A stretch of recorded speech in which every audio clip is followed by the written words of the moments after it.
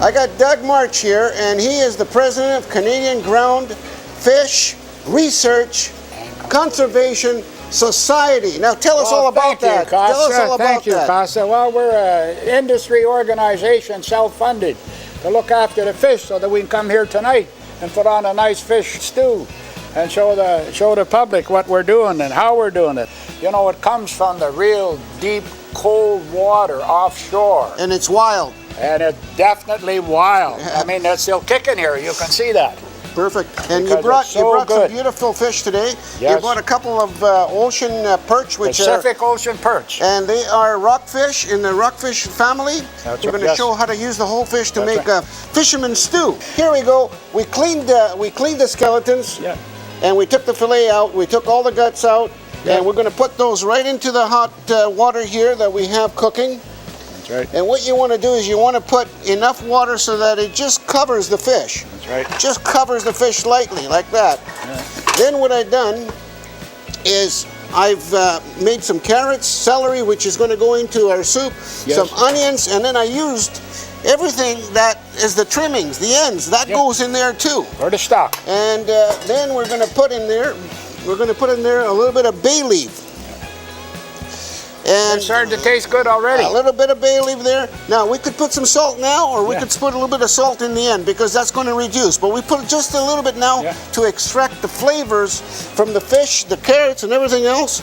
We're going to put the lid on this, and we're going to simmer this for about 45 to 50 minutes. Right on. When it simmers and it starts cooking, we'll take the lid out to reduce the stock, and we'll remove the skeletons, and that's where you come in. That's right. And you're going to make us that fish cakes using the meat on those skeletons. That's right. That 65-year-old recipe. Perfect. Now we got our stock cooking. I put it on the other element there. It's boiling down. Right. Meanwhile, we're going to prepare the other part of our chowder. And what we do is we got the pot here. We're going to put a little bit of olive oil inside the pot, about 2 to 3 tablespoons. We're going to put in the onions. Right on. We're going to fry up those onions to extract all the flavor and sweetness from the onions, and add just a little bit of salt. Just a touch. Just a touch to build on the flavor. We just add it in the end. That's when we season. That's right. So we're going to do that. Pepper goes in the end, so all those go right in there. And Doug, tell me about this Fish Friday. I've heard so much. You guys have been doing some wonderful things down on the east side. Well, I tell you, it's one of the best things that the commercial fishing industry ever started off on. What we do is we get some fish from the fishermen, and take it into the processors and process it, and take it down to the Salvation Army Harbor Light at 119 East Cordova. We bring in some volunteers, i.e. fishermen or their wives or their children or students from the high schools come in, and what an education for them. But the best part about it is there hardly one person goes by that doesn't say, "Oh, thank you very much. I'm so happy and this is so good." And that's what we're doing. We're helping them people down there get a good, solid, wholesome meal of fish. That's what I was going to ask you. They get a lot of food down there from all sources. They get chicken and they get spaghetti. And how do they feel about this fish, though? Well, I mean, this is what it's all about. I'll tell you, Kosta, if you come down there, you take about 3 blocks to line up to get in there. It's going to be my pleasure to come down, cook this particular fish chowder for these guys. I love it. I love it. Now let me show you here. Now we got the onions all softened up. We're going to put 2 tablespoons of tomato paste. We're going to put in there, thank you, Doug. Give that a nice little stir. And then I'm going to put a can of tomatoes. I like to buy myself the Italian tomatoes. I was just going to say, now they must be Italian. They gotta be Italian Roma tomatoes. Those go in there. Now we're going to stew that up. We're going to stew that up until all the tomatoes break down. That's right. And once that's all done, then we're going to bring our stock over here. We're going to take the fish out, and we're going to marry everything together. And of course, we're going to put in our celeries, our carrots to add that sweetness and flavor. So all that's going to marry right in the end. Yeah, Kosta, what's going on at the fish market? Well, I'll tell you, down at the fish store, we find a lot of people are really enjoying discovering new fish. And wild fish. Wild fish. Certainly, wild fish is the upper thing on the menu for a lot of people. Everybody wants to make sure that it's going to be a wild fish. That's right. We find that, mind you, that's what we aim for too at our fish store. Yeah. But at the same time, They're trying all these different snappers and rockfish that we have, and people are trying different recipes. They're trying some of the recipes that we have on your site and coming back and saying they just love them. So that is one of the greatest things that I've seen. It's a real change from just halibut and salmon, you know, because that's all it's been for a long time. People are cooking whole fish. They're actually liking to experience. They're coming over here. Do you have this tropical fish? They're asking. You know, I said no, but I got, you know, a beautiful rockfish here that you can use to do the same thing. And they go home and they try that, and they come back and they go, wow. Now, you know, we're going to be putting two types of fillets in there. I left the skin. I left the skin on one of the fillets, on one of the fish. I want you to try that. And then I took the skin off the other one. I'm just going to cut them in little chunks, like bite sizes, Doug, like this. That looks nice. Snapper is a great fish for the chowder, and the reason for that is it holds itself together very well. It doesn't fall apart. Right. Like I find when you put cod in here, you'll find that it'll break up. It'll just dissipate. It'll go everywhere. Or sole does the same thing. But snapper holds together. That's a Pacific Ocean perch. I mean, that's a top of the line product. That is definitely that, and it's nice and fresh. I can see that. Yeah. Look at the color of it. Yeah. And so I'm cutting this up, and then I'll cut this too, with the skin on. Right. And the other thing that it does, it gives it a little bit of a nice texture in there. It gives it a little bit of a nice presentation. Right. And one another thing I'm going to do is before we put this into our chowder around the end, I'm going to season these fish with some salt and a little bit of pepper. Not too much, just slightly, just to extract that nice flavor out of the fish. Just enough to make it So come I'll out. go check our stock. And we can drop these in now. Now that we got the tomato base all coming down, and it's rendering. It's nice and rendering. Here we are now. All the tomato is melting. We can put in our carrots, the celery, and we can put in the celery.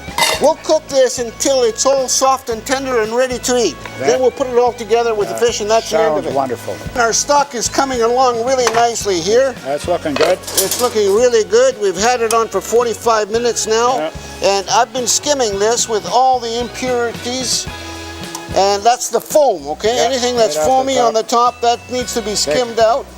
I'm going to drain this into here. Look at that beautiful stock. And I'm going to put the fish in there. Then I'm going to remove this fish here, which you are going to use.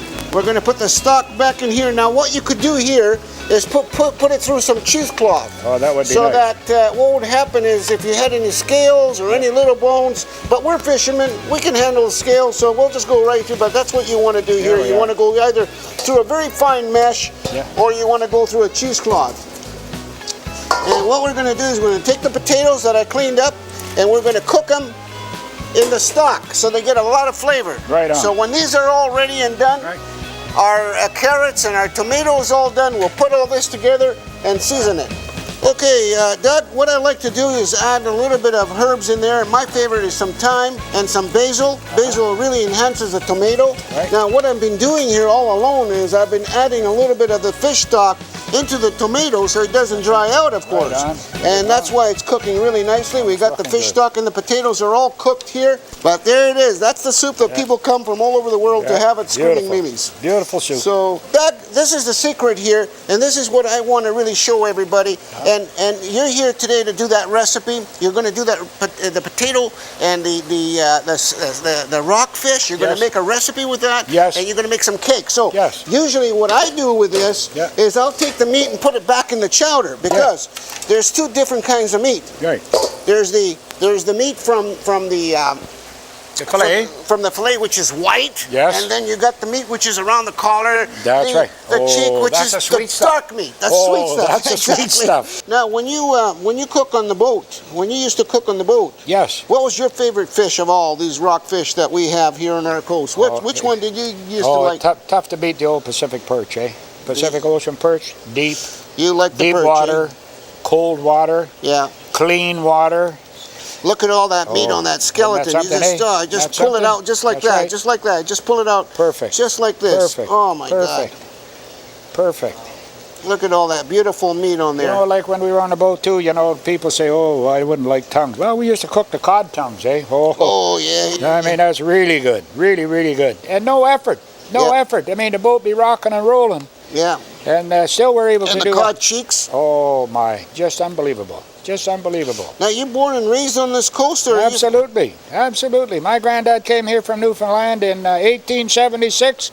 Well, that's why you know about cod tongues. Because No. and it's not the actual tongue; it's underneath here, right? That's the throat, yeah. Yeah. That's the throat, yeah. Everybody thinks it's the tongue. Well, it's not the tongue. We had Leo Tarrant with us with us, and he used to cut them every night. He say, "Oh, Doug," he said, "you cook these up." He says, "I'll cut them." Boy, my son, I thought they were good.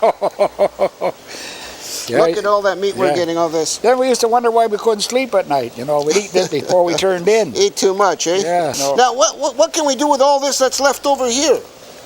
Doug, what are we going to do with this? We can't throw this out, too. No, you cannot.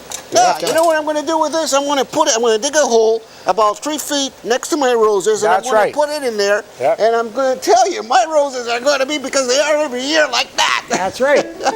Now, this is what we got out of those 2 skeletons. We got all this meat, and Doug is going to show us a 60-year-old recipe he's got for fish cakes made with potatoes out of what normally I would have put in the chowder, but today, for this exception, we're going to make those fish cakes. We're going to have a chowder and fish cakes together. I love it. Doug, my potatoes are all cooked in the fish stock here. They're just done perfectly. And I use, you know what I use for a potato that I like the best? Is I use that yellow flesh, that Yukon Gold. Those are really nice. They don't mush up and break up. They hold together really nicely. Right to the very end. Right to the end. Now we can start putting that right in there. Yeah, it's looking good. We can start adding that right into that. Oh, man. Just like this. Look at that. Look at that stock. Oh my God. Look at that. Oh. Beautiful. Beautiful. Right into the soup like this. Very good. Now we could have thickened this by adding some flour. No, I don't like that personally. I like, the real McCoy. The real McCoy. Now we can raise the heat a little bit just to get that going. Yeah. And lastly, we're going to add our fish. So the fish goes in. Just like that. Now, if you want, at this stage, you can add some mussels, some clams. You can add a few prawns if you like. Put anything in there now. But you know what? I like it simple. Yeah. I like it just the flavor of the skeleton that we got from the rockfish. Right. I like the rockfish flesh. I like it really simple like this. You and I agree on one thing. The more simple it is, the more tasty it is, and the less effort. That's right. Right on. 5 more minutes like that, and she's done. That's it. No. That's our fisherman stew. That means I got to go and make some fish cakes now. You're in for the fish cakes.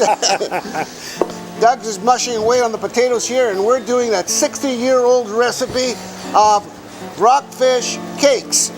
Take it away here. You know, Kosta, I cooked the potatoes earlier, right? Because I thought it would be a little difficult to do over here. But I tell you, it's a good recipe. Yes, I can see that. Economical. And here's the rockfish that we took all the rockfish meat off the rockfish bones. Yes. And we mash up the potatoes about 50-50, 50% potato, 50% potato, 50% meat. 50% of the fish. Now you could do this with leftover fish that you had, any kind of fish. Any kind of fish you can do it with. And it's amazing, but then most things that are done like this are amazing. I know my mom used to do it, my dad used to do it. I done it when I cooked on the fishing boats, and everybody liked it because, you know, you could grab... It's a favorite recipe. Well, no, not so much a favorite recipe as a fact of what you can do with it. It's tasty. You can put it in a toasted bun with a little lettuce and tomato and a little mayonnaise, and you got a fish burger. Unreal. And then I generally throw an egg into it so it'll all stay together. No, that's part of it. So that binds it all together. That holds it all together, so you don't have to worry about it. So how many potatoes did we have here approximately? I had 4 medium-sized potatoes, and I would suggest a weight about 1.5 pounds. And I think we had close to 1.5 pounds of fish left over from the bones of the rockfish that we put in the in the soup. That was all that meat that I was going to use back in the soup. You're using it in the cakes. That's and I think it's great. That's right. That's right. It's great. And besides, your roses are going to go pretty good this summer because you're going to throw the rest of the stuff underneath them, right? That's right. And now, you know, just to give it a little color and a little bit of a bite, It's got a nice flavor. Green onion always has a nice Just a flavor little with the bit, and then potato. I done a little sneak here too. I put in just a little bit of Spanish onion, right? Ah, that's the secret. You've been hiding that. You got the I wouldn't scallions hide in that. there. Then we put a little seasoning, Yes, salt and a pepper. little salt, and a little... How simple can we get? Salt Well, and pepper. that's it. That's right. Then the next thing is you mix it up very good. Yeah. Then you make little patties out of it. And then you fry them. And then you can sit down and have You a can make meal. this ahead of time and then cook them later on in the evening or the next day. Yes, I make them quite often. And just put them in the fridge when the grandkids come over. Oh, they love it. They The love grandpa. it, man. Nope, there's a bone there. No, we don't want no bones. Yeah. And then when they come over to say, Grandpa, I'd like to have a fish cake. I said, okay, do you want on toasted bread? Now, do you teach this recipe to your kids, the Oh, grandkids? of course. Yeah. Everybody in the house uses it. This is Everybody a- knows this recipe. Now the whole world knows Well, this that's recipe. good. I want them to enjoy it. I'm going to start off the Yeah, fire, you the start up flame the right fire. here. Yeah. I'd suggest when you make the patties, you don't have to make them too big, but that's a nice size if you're going to have it for a hamburger bun. How much oil do you want in there, Doug? Oh, just a tablespoonful should One be enough. tablespoon? Yes, That's yes, good I think right that's there. plenty, Perfect. yes. Yep. It splashes a little bit, but that's all right because that's oil. You know, you can always use butter. And another thing you can do is you can bread them. I like that too. Breading them, it gives them a nice crust. Yes, I agree with you. that's right. You can bread them. A little bit of flour, egg yes, wash, yes, and then breadcrumbs and fry, yes. and that gives them a nice crust. I like that. Absolutely. And then you can make a nice artificial hollandaise sauce. Of course, you know what that is, being a Yeah, chef. sure. See, and put that hollandaise sauce. Hollandaise sauce goes really nice with this, Oh, absolutely. Be fantastic. Or fantastic. if you're in a pinch, a little bit of mayonnaise, a little bit of something else in the it mayonnaise, doesn't lime take too juice, much. It doesn't a little take bit of too much. rind. Yeah. Oh, you can serve them anyway. Put them on, like I told you, the kids, they like it with toast. They put Yeah, them you- between two slices of toasted bread. They put a little tomato, lettuce, and mayonnaise, and you know, somehow or another, they take that green relish and mix it up with mayonnaise, and they spread it on the bottom. And one year we had fish burgers down at the Oppenheimer Park for the poor people, eh? And they went over really, really good. Is that right? Yeah, they were Hey, those look so kind of good. sticky, a little sticky. Well, there you are. I don't know what else. I got a plate for you right here. I How got do a you plate like that, right here eh? for you. How do you like that, eh? Now, this is going to be the So best how part. long do you cook them on each side? Oh, 2-3 minutes on each side because everything that's in there is cooked. So it's ready to eat? So all you try to do is brown it up a little bit to make Crisp it appearance. And then when you put it on the plate, you can maybe put a little parsley Yeah. or something like that just to give it a little color. Yeah, just a touch of parsley to serve, Yeah. and then of course the. Oh, look at that! There Look you at go. that! That Now looks you can gorgeous. see the fish. And they don't stick to the plate. Oh, look Don't at that. stick See, to the now plate. they're starting to show up. Now you could serve that with a piece of fish on the side. Oh, absolutely. I mean, you can have that Absolutely. and a piece of fish on the side. Yeah. Oh, that's gorgeous. That looks really good. Gorgeous. Seafood, simple and quick. Fish cakes. Fisherman stew. Try it at home. It's easy to do.